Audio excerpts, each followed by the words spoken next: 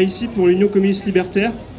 Donc, depuis plusieurs années, les lois liberticides se multiplient. En septembre dernier, le ministre de l'Intérieur présentait son nouveau schéma de maintien de l'ordre qui prévoit de nouvelles mesures liberticides sous prétexte de protéger les manifestantes.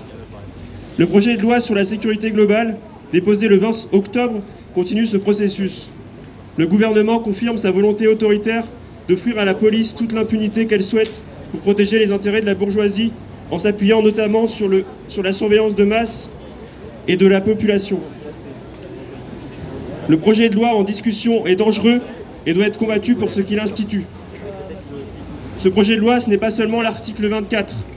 Comme son nom l'indique, c'est un projet de loi global. Il institue un flicage généralisé. Les risques d'atteinte au respect de la vie privée sont nombreux.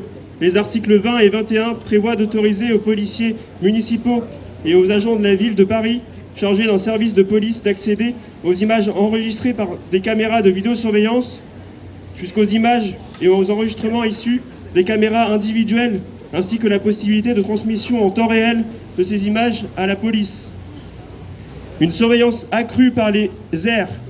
L'article 22 de la proposition de loi permet l'usage de drones avec caméras embarquées comme outil de surveillance, notamment lors des manifestations.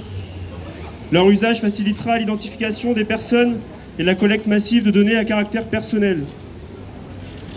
Une volonté d'invisibiliser les violences policières.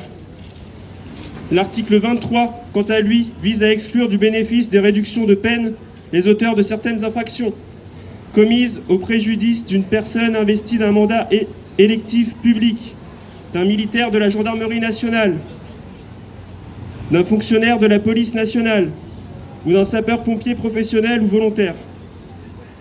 Ces infractions qui perdraient le bénéfice des réductions de peine correspondent aux atteintes à la vie, à l'intégrité physique et aux menaces et actes d'intimidation, et donc également la diffusion des images de policiers.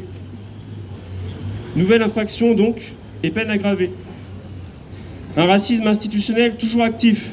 L'article 10 prévoit d'ajouter pour les ressortissants étrangers une antériorité de titre de séjour de 5 ans minimum pour la délivrance des cartes professionnelles des agents de sécurité privée.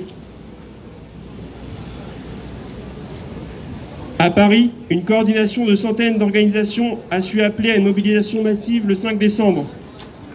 Au même moment, pour nos collègues dans les foyers, le sujet occupait tous les esprits. Nous avons su, l'espace de quelques jours, imposer notre agenda social, politique, à l'État et aux médias bourgeois. Il est du devoir de l'ensemble des organisations du mouvement social de répondre à cet engouement, de le reconduire partout dans la rue, dans les boîtes, dans les quartiers populaires, les universités, par un travail long, méticulé, parfois ingrat, qu'elle menait déjà au quotidien.